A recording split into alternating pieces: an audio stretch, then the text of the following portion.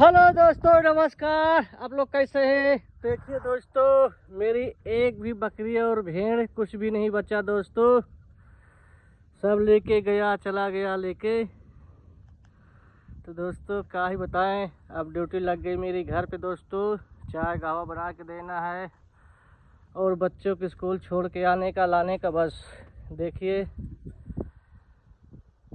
अभी आएगा दूसरा एक कोयती, वो सब सामान वामान सब इसको खोल ले जाएगा। सब बेच दिया, सब।